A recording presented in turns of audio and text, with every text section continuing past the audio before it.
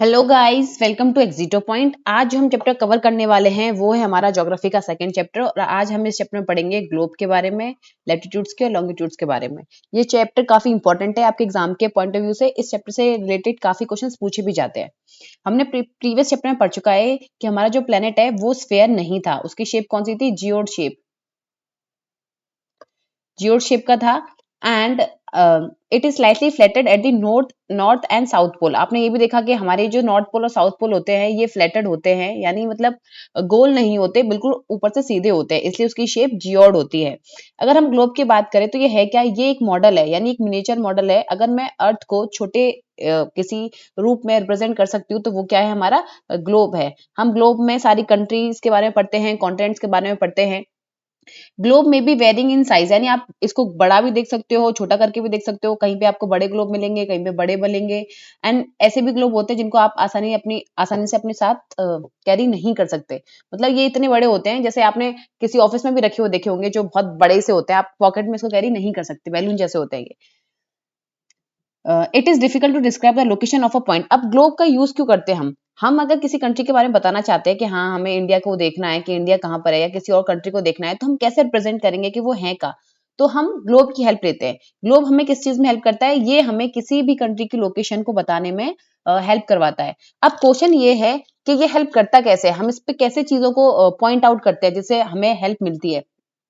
सबसे पहले तो हम जानेंगे एक्सिस के बारे में। तो एक्सिस क्या होता है? ये एक फिक्स्ड निडल होती है जिसके थ्रू जो हमारा ग्लोब है वो घूमता है। यानी जैसे कि आप देख सकते हैं यहाँ पे जो ऊपर एक निडल लगी है, ये वाली निडल, और यहाँ पे ये वाली, तो इस निडल की चारों तरफ हमारा जो ग्लोब है वो घूमता है। इसी निडल को हम एक्सिस बोलते हैं। जो दोनों पॉइंट हैं हम उसमें उन दोनों पॉइंट को बोलते हैं north pole and south pole. And the globe can be moved around it, इसी के चारों तरफ घूमता रहता है। और जो हमारा ग्लोब है, यानी हमारी जो अर्थ है, वो कैसे घूमती है? West to east. हमारी अर्थ भी इसी डायरेक्शन में घूमती है। अच्छा, ये याद रखना, आप सारे प्लेनेट जो हैं, हमारे सारे प्लेनेट जो हैं वो सारे ही सारे वेस्ट टू ईस्ट घूमते हैं। बट हमारे दो प्लेनेट ऐसे हैं जो ईस्ट टू वेस्ट घूमते हैं। ये कई एग्जाम्स में पूछा भी जा चुका है, मैं आपको याद करवा देती हूँ। हमारे पहले से दूसरा और आखिरी से दूसरा, यानी पहले से दूसरा प्लेनेट कौन सा है? हमारा वीनस। और आखिरी से दूसरा कौन सा है? यूरेनस। तो ये दोनों प्लेनेट ऐसे हैं जो ईस्ट टू वेस्ट घूमते हैं, और अदर देन दीज प्लैनेट्स, बाकी के प्लैनेट जो हैं वो वेस्ट टू ईस्ट घूमते हैं, और ये हमारे ईस्ट टू वेस्ट घूमते हैं। So the real earth has no such needle. ऐसी ये सिर्फ एक इमेजिनरी लाइन है, हमारी अर्थ सच में ऐसी कोई निडल नहीं होती है। अनदर इमेजिनरी लाइन, जो दूसरी इमेजिनरी लाइन है, वो है हमारी इक्वेटर। जैसे कि आप यहाँ देख सकते हैं, हमारा जो ऊपर का ये ग्लोब है, अगर मैं आपको इसको सीधे से एक 2D शेप में करके दिखाऊं, तो जैसे ये हमारा अर्थ है। इसके बीच में तुम्हें एक लाइन दिख रही होगी, ये देख, ये है हमारा इक्वेटर। ये इक्वेटर क्या करता है? इक्वेटर हमारे ग्लोब को, या फिर मैं कहूँ हमारे अर्थ को, दो इक्वल हाफ में डिवाइड कर देता है। ऊपर वाले हाफ को नॉर्दर्न हाफ बोलते हैं, नीचे वाले को साउदर्न हाफ। और ये जो है डिवाइड करने के बाद ये वाला पार्ट जो होता है ये हेमिस्फेयर है, और ये एक दूसरा हेमिस्फेयर है, क्योंकि ये पूरा एक स्फेयर शेप में था और हमने आधा आधा बांट दिया तो ये हेमिस्फेयर बन गया। इस हेमिस्फेयर को हम नॉर्दर्न हेमिस्फेयर बोलते हैं, और नीचे वाले हेमिस्फेयर को हम साउदर्न हेमिस्फेयर बोलते हैं। साउदर्न हेमिस्फेयर, नॉर्दर्न हेमिस्फेयर में खुद में भी बहुत सारी लाइंस होती हैं। दो इक्वल हाफ में डिवाइड करने के बाद इनमें आपको छोटी छोटी लाइंस दिख रही हैं, जैसे ये 20 degree north, 40 degree north, 60 degree north, ये मैं आपको बताती हूँ। हमारे ग्लोब में दो लाइन होती हैं, जिनको हम एक को बोलते हैं लैटिट्यूड और दूसरे को बोलते हैं लॉन्गिट्यूड। जैसे लेटी हुई लाइंस मतलब जैसे सोते हैं हम, बिल्कुल ऐसे ऐसे करके सोते हैं, तो ऐसी सीधी लाइंस को हम बोलते हैं लैटिट्यूड्स। और लॉन्गी मतलब लंबा लंबा ना, तो लंबी लंबी लाइंस जो होती हैं वो होती है हमारी लॉन्गिट्यूड्स। ये जो आपको दिख रही है हमारी 20 degree north, 40 degree north, 60 degree north, 80 degree north, ये हमारी पैरेलल्स ऑफ लैटिट्यूड्स हैं। ये लेटी हुई लाइन है, सारी लेटी हैं। सारे सर्कल्स हमारे ये all all parallel circles from the equator up to poles are called parallels of latitudes. अगर मैं टोटल लैटिट्यूड्स की बात करूं, तो जैसे कि आप जानते हैं, अगर मैं हमारे अर्थ को देखूं तो वो ऐसा है, और यहाँ से अगर एक बीच में लाइन बना दूं, तो अगर मैं इसको 0 डिग्री मानती हूँ, तो 0 डिग्री से लेकर यहाँ पोल्स तक पहुंचने तक हमारी पूरी 90 डिग्रीज हो जाती है। और ऐसे ही अगर मैं साउथ में भी देखूं, तो यहाँ पर भी हमारी टोटल 90 डिग्री हो जाती है। तो टोटल हमारी 90 डिग्री जो है वो नॉर्थ में है, और 90 डिग्री साउथ में है। तो टोटल डिग्री कितनी हो गई? 180 डिग्रीज। यानी अगर मैं बात करूं, तो जो टोटल लैटिट्यूड्स है, नंबर ऑफ लैटिट्यूड्स है, वो हमारी कितनी होती है? 180। कभी कभी हमें 181 भी देखने को मिलती है। वो सिर्फ इस वजह से कि वो जीरो जो डिग्री है उसको भी कंसिडर कर लेते हैं, तो हम जब कैलकुलेट करते हैं तो 181 लेटीट्यूड आती हैं। अगर मैं अब आगे देखूं कि all parallels north of equator are called north latitude, जो कि मैं आपको बता चुकी हूँ, ऊपर वाले सारे नॉर्थ लेटीट्यूड होते हैं, नीचे वाले सारे साउथ लेटीट्यूड होते हैं। So the value of each latitude is therefore followed by either the world north और साउथ। अगर मैं ऊपर वालों को देखूंगी, डिस्क्राइब करूंगी, तो उनको नॉर्थ बताऊंगी। जो भी लेटीट्यूड नॉर्थ डायरेक्शन में होगी, नॉर्थर्न हेमिस्फीयर में होगी, उसको एन से शो करेंगे, और जो भी लेटीट्यूड हमारी साउथ डायरेक्शन में होगी यानी साउथ हेमिस्फीयर में होगी, उसको हम एस से डिनोट करेंगे। जैसे कि आप यहाँ देख सकते हैं, यहाँ पे 20 डिग्री नॉर्थ है, इट मींस ये जो हमारा लेटीट्यूड है वो नॉर्दर्न हेमिस्फीयर में प्रेजेंट है। यहाँ पे 20 डिग्री साउथ है, इट मींस ये जो हमारी लेटीट्यूड है वो हमारी साउदर्न हेमिस्फीयर में प्रेजेंट है। अगर मैं अब आगे देखूं तो जो सबसे ज्यादा इंपॉर्टेंट लेटीट्यूड्स हैं वो हमारी ये 5 हैं। इनसे भी कई बार क्वेश्चन पूछे जाते हैं। आपको इनकी जो वैल्यू है लेटीट्यूड्स की वो आपको याद कर लेनी है। मैंने आपको इक्वेटर के बारे में तो बता ही दिया। इक्वेटर हमारे 0 डिग्री पर है, यानी इक्वेटर हमारे अर्थ को हाफ में डिवाइड करता है। अगर मैं नॉर्थ की बात करूं, जैसे नॉर्थ में है डिट्टो सेम साउथ में भी है, यानी साउदर्न हेमिस्फीयर में भी सेम लेटीट्यूड पाई जाती है। पूरी 90 ऊपर, नीचे भी 90। अब नॉर्दर्न हेमिस्फीयर की बात करूं सबसे पहले, तो इक्वेटर के बाद जो उसके बाद आती है वो है tropic of cancer. Tropic of cancer भी हमारी सबसे इंपॉर्टेंट लेटीट्यूड है। ये हमारी मिलती है 23.5 डिग्री नॉर्थ पर, और ये मिलती कहाँ पर है? नॉर्दर्न हेमिस्फीयर में। जो दूसरी है वो है हमारी ट्रॉपिक ऑफ कैंसर। ये कई बार पूछा जाता है कि ट्रॉपिक ऑफ कैंसर कौन से हेमिस्फीयर में है या ट्रॉपिक ऑफ कैप्रिकॉर्न कौन से हेमिस्फीयर में। तो प्लीज आप इस चीज को बहुत ध्यान से सुनिएगा। ट्रॉपिक ऑफ कैप्रिकॉर्न जो है वो हमारी कौन सी डिग्री पे मिलती है? वो है हमारी 23.5 डिग्री साउथ। देखो दोनों की वैल्यू सेम है, ट्रॉपिक ऑफ कैंसर की भी और ट्रॉपिक ऑफ कैप्रिकॉर्न की भी। द ओनली डिफरेंस इज ये हमारा नॉर्दर्न हेमिस्फीयर में मिलती है ट्रॉपिक ऑफ कैंसर, और ट्रॉपिक ऑफ कैप्रिकॉर्न जो है वो हमारे साउदर्न हेमिस्फीयर में मिलती है। अगर मैं आगे बात करूं, जो अगली इंपॉर्टेंट लेटीट्यूड है वो है हमारी आर्कटिक सर्कल। आर्कटिक सर्कल जो है वो हमारा 66.5 डिग्री नॉर्थ पे मिलता है। और इसके अलावा जो है वो है हमारी अंटार्कटिक सर्कल। अंटार्कटिक सर्कल जो है वो हमारा 66.5 साउथ में मिलता है। ये डिग्री आप याद कर लीजिएगा और इनकी वैल्यूज भी याद कर लीजिएगा। इसके बाद आते हैं हमारे हीट जोन। हीट जोन मतलब कहाँ पर हमें कितनी हीट मिलती है। इसके हीट जोन के बेसिस पे हमने 4 जोन डिवाइड कर रखे हैं। हमारा पहला है टॉररिड जोन, फिर है हमारा टेम्परेट जोन, और फिर लास्ट में है हमारा फ्रिजिड जोन। जो हमारा फ्रिजिड जोन है, जैसे आपको नाम ही समझ में आ रहा होगा, फ्रिज फ्रिज क्या करता है? जमा देता है। पर हम सबसे पहले पढ़ते हैं टॉररिड जोन के बारे में। अगर मैं टॉररिड जोन की बात करूं, तो जैसे ये अगर हमारा अर्थ है और अर्थ में यहाँ पे इक्वेटर है, तो अगर मैं सन की रेज को देखूं तो सन की रेज जो सबसे ज्यादा पड़ती है वो हमारे पड़ती है इक्वेटर पे ही। तो इक्वेटर के आसपास वाले जितने भी इलाके होंगे, ये वाले, यहाँ पे सबसे ज्यादा हीट आ रही होगी, और ये सबसे ज्यादा गर्म वाला इलाका होगा। तो जहाँ पे हीट सबसे ज्यादा मिलती है हमें, यानी जो इलाका सबसे ज्यादा गर्म होता है, जहाँ पे मैक्सिमम हीट हम रिसीव करते हैं, उसी जोन को हम बोलते हैं टॉरॉइड जोन। यानी ये टॉरॉइड जोन हमें ज्यादातर किसके पास मिलेगा? इक्वेटर के पास। और ट्रॉपिक ऑफ कैंसर और ट्रॉपिक ऑफ कैप्रिकॉर्न के बीच वाला जितना भी इलाका है, ये हमारा टॉरॉइड जोन कहलाता है। आगे देखें, the mid day sun never shines overhead on the latitudes, यानी कुछ ऐसी लेटीट्यूड्स हैं जहाँ पे पूरी सन की रेज नहीं पहुंच पाती हैं। जब सन की रेज नहीं पहुंच पाती, जैसे अगर मैं इन इलाकों की बात करूं, तो यहाँ पे सन की रेज जाती तो है, रिसीव तो होती है, लेकिन उतने हद तक हमें यहाँ पे हीट रिसीव नहीं होती। इस जोन को हम बोलते हैं टेम्परेट जोन। क्या बोलते हैं हम इसको? Temperate zone. इसके बाद है लास्ट, जो हमारे पोल्स वाले पार्ट हैं, ये पोल्स वाले पार्ट, यहाँ पे तो बिल्कुल ही हमें हीट रिसीव नहीं होती। अगर हमें इस पोल पे हीट रिसीव होगी तो हमें इस पोल पे रिसीव नहीं होगी, इस पोल पे रिसीव होगी तो हमें नॉर्थ पोल पे रिसीव नहीं होगी। तो इसलिए ये एकदम फ्रिज जैसा जमा होता है, बिल्कुल ही एकदम बहुत ज्यादा बर्फ पड़ी रहती है यहाँ पे। इस वजह से हम इस वाले जोन को बोलते हैं फ्रिजिड जोन। तो इस जोन को क्या बोला जाता है? Frigid zone. आगे देखें हम, जो अगली हमारी लाइंस है इमेजिंग लाइन, उसमें आती है हमारी आगे लॉन्गिट्यूड्स। अगर मैं लॉन्गिट्यूड्स की बात करूं, जैसे कि मैंने आपको बताया था, लॉन्गिट्यूड्स जो होती है वो लंबी लंबी लाइन होती है। जैसे आप देख सकते हैं, ये देखिए लंबी लंबी लाइंस है।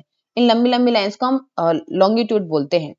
अगर जैसे मैंने आपको अभी तो आपको बता दिया कि एक 20 डिग्री साउथ में एक जगह है। अब 20 डिग्री साउथ तो यहाँ से लेके पूरा यहाँ तक है, तो कोई जगह यहाँ भी हो सकती है, यहाँ भी हो सकती है, यहाँ भी हो सकती है।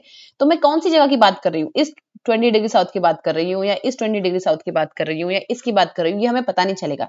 तो किसी भी प्लेस की मतलब किसी भी कंट्री की प्लेस जानने के लिए उसकी लेटीट्यूड के साथ साथ लॉन्गिट्यूड भी पता होना चाहिए, ताकि हमको कन्वीनियंटली, यानी हमें अच्छे से वो जगह की प्लेस पता चल जाए। जैसे कि यहाँ पे एक एग्जांपल दे रखा है कि अगर मैं टोंगा की बात करूं, वो भी एक आइलैंड है पैसिफिक ओशन में, और एक है मॉरिशियस आइलैंड, वो है इंडियन ओशन में। दोनों ही 20 डिग्री साउथ में। तो अगर मैं 20 डिग्री साउथ बोलूं तो आप किसको जानोगे? आप मॉरिशियस आइलैंड को जानोगे या टोंगा आइलैंड को जानोगे? तो पता नहीं चलेगा। इसलिए हम किसी भी प्लेस की किसी भी कंट्री की या किसी भी जगह की एग्जैक्ट लोकेशन बता पाएँ, लोकेशन जानने के लिए हमें दूसरी लाइन के बारे में भी पता होना चाहिए। वो है हमारी लॉन्गिट्यूड्स। सो जो ये लॉन्गिट्यूड्स होती हैं, ये भी क्या है, एक तरीके का डिस्टेंस है। अच्छा, एक चीज़ आपको याद रखनी है कि अगर मैं जैसे लॉन्गिट्यूड्स की या लैटिट्यूड्स की बात करती हूँ, तो जैसे अगर ये हमारा अर्थ है, अर्थ के बीच में यहाँ पे इक्वेटर है, इक्वेटर से अगली हमारी 1 डिग्री नॉर्थ, फिर 2 डिग्री नॉर्थ, तो 1 से लेके यहाँ तक का जो डिस्टेंस है वो हर में सेम रहता है। यानी 1 डिग्री से लेके 2 डिग्री का डिस्टेंस जो होगा वो 1 यानी 111 किलोमीटर का डिस्टेंस है। ऐसे ही 0 से लेके 1 तक जाऊँगी तो भी 111 किलोमीटर का डिस्टेंस है। ये डिस्टेंस कम नहीं होगा। इसकी लेंथ ज़रूर कम हो जाएगी, लैटिट्यूड यहाँ पे छोटी ज़रूर हो जाएगी, लेकिन 2 लैटिट्यूड के बीच का जो डिफरेंस है ना, वो कम नहीं होगा।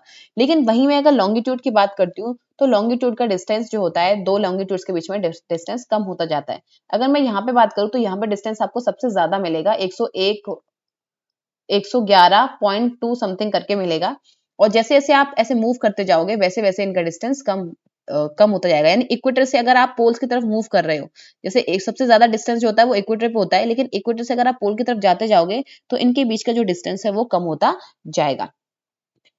अगर आगे देखें, each degree is further divided into minutes, हर एक डिग्री को हमने मिनट में डिवाइड कर रखा है, फिर हर एक मिनट को सेकंड्स में डिवाइड करते हैं। दे आर सेमी सर्कल्स, ये सेमी सर्कल की शेप में होते हैं, और ये distance semi and the distance between the decrease steadily pole पोलवर अंटिल इट्स बिकम जीरो। मैंने अभी आपको बताया जैसे जैसे आप मूव करते जाओगे ऊपर पोल्स की तरफ, 2 लॉन्गिट्यूड का डिफरेंस जो है वो कम होता जाएगा। अनलाइक पैरेलल्स ऑफ लैटिट्यूड, यानी जैसे लैटिट्यूड का जो डिस्टेंस था वो सेम था, मैंने आपको बताया कि यहाँ से लेके यहाँ पे भी देखोगे पोल्स, इन दोनों के बीच का डिस्टेंस सेम है। ये देखिए, हर लैटिट्यूड के बीच का जो डिफरेंस है वो आपको सेम दिखाई देगा, लेकिन लॉन्गिट्यूड के बीच का डिफरेंस कम होता जाता है इक्वेटर टू पोल्स की तरफ मूव करते हैं तो।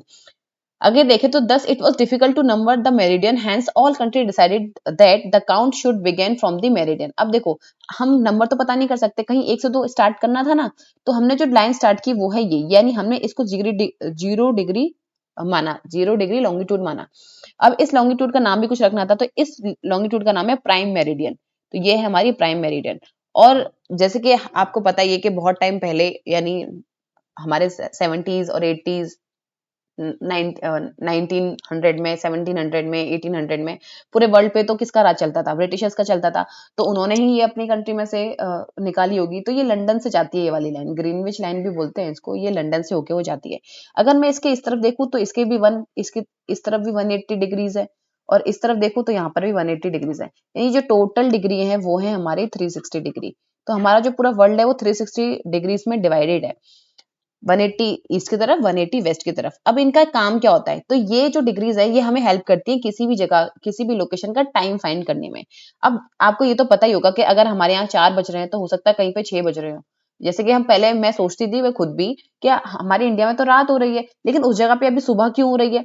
या फिर यहाँ पे अगर सुबह है तो उस जगह पे रात क्यों हो रही है? ये जस्ट बिकॉज ऑफ हमारे मेरिडियंस की वजह से, क्योंकि जो सन की रेज है वो हमारे पूरे उस पे अर्थ पे एक साथ तो नहीं पड़ती हैं, अलग-अलग टाइम पे पड़ती हैं। तो जब सन की रेज अलग-अलग टाइम पे पड़ेंगी तो टाइम भी अलग-अलग होगा ना, इस वजह से पूरे जो हमारा वर्ल्ड है उसमें टाइम वेरी करता है। अब टाइम वेरी कैसे करता है? देखो, आपको पता है कि 360 डिग्री है पूरा टोटल, जैसे मैंने अभी आपको बताया 180 डिग्री ईस्ट की तरफ है, 180 डिग्री वेस्ट की तरफ है, या वेस्ट में भी 180, ईस्ट में भी 180।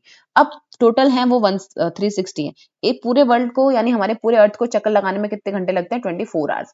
अगर मैं 24 आवर्स में देखूं तो यानी डिवाइड करूं मैं 360 को 24 आवर्स से और इंटू 60 कर दूं। मैंने इंटू 60 इसलिए किया ताकि मैं मिनट में चेंज करूं, तो इन सबको काट पीट के करोगे तो आपको आ जाएगा कि 1 डिग्री घूमने में हमारे 4 मिनट लगते हैं।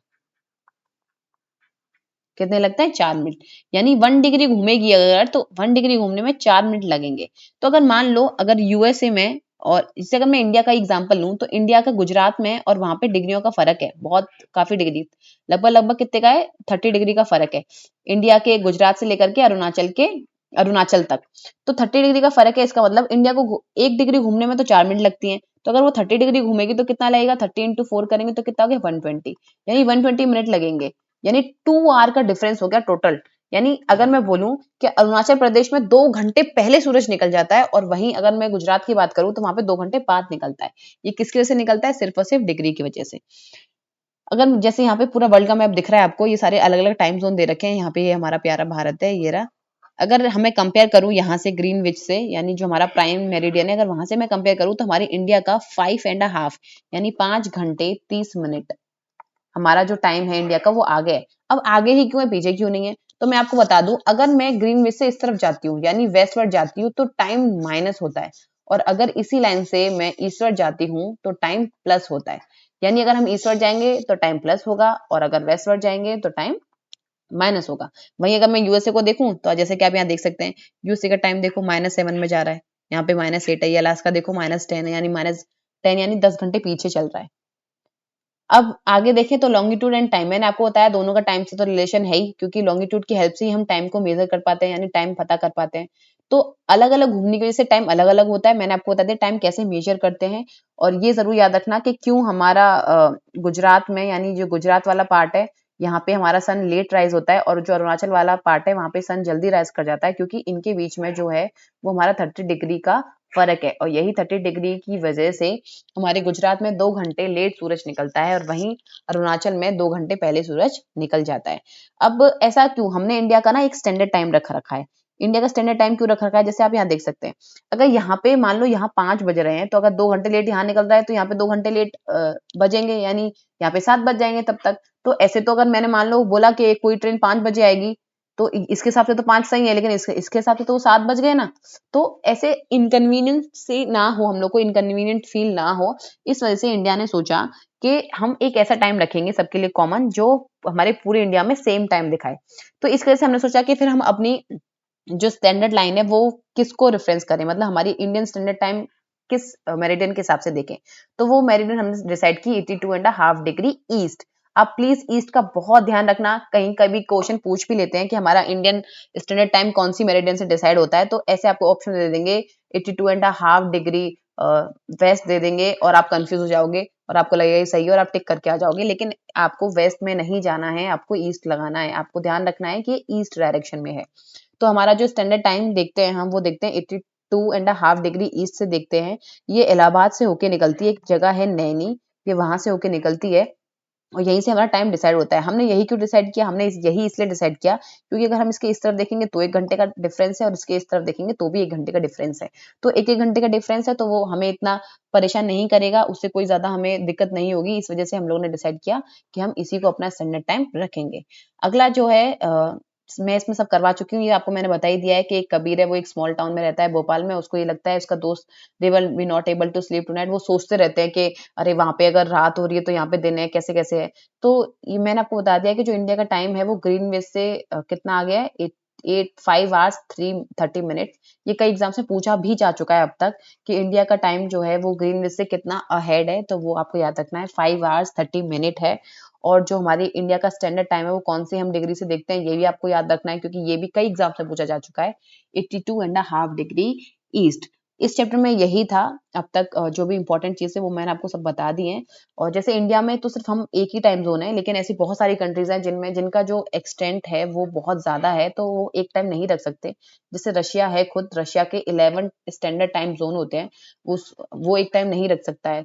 तो वो बहुत बड़ी कंट्री है, इस वजह से उसको, क्योंकि उसके एक पार्ट में अगर रात हो रही होती है तो दूसरे पार्ट में सुबह हो जाती है, तो वो कैसे एक टाइम रख सकता है, नहीं रख सकता। इस वजह से उसने अपनी कंट्री को 11 टाइम जोन में डिवाइड कर रखा है। तो इस चैप्टर में सिर्फ इतना ही इंपॉर्टेंट है। इससे रिलेटेड जो है वो कुछ क्वेश्चंस दे रखे हैं, आपको इनके आंसर्स बताने हैं। जो पहला क्वेश्चन है, the value of prime meridian, आपको प्राइम मेरिडियन की वैल्यू बतानी है। मैं बता देती हूँ, वरना क्योंकि आप तो आंसर करते नहीं हो तो बेटर है कि मैं ही कर दूं।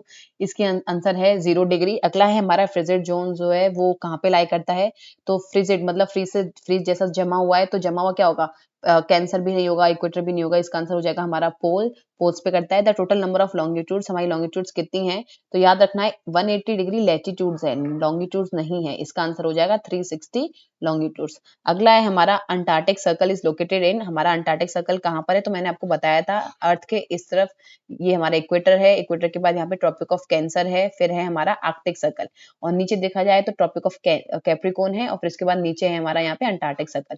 हमसे यहाँ पे अंटार्कटिक सर्कल के बारे में पूछा गया है, तो ये हमारा कहाँ पे लाई करता है, साउदर्न हेमिस्फेयर में।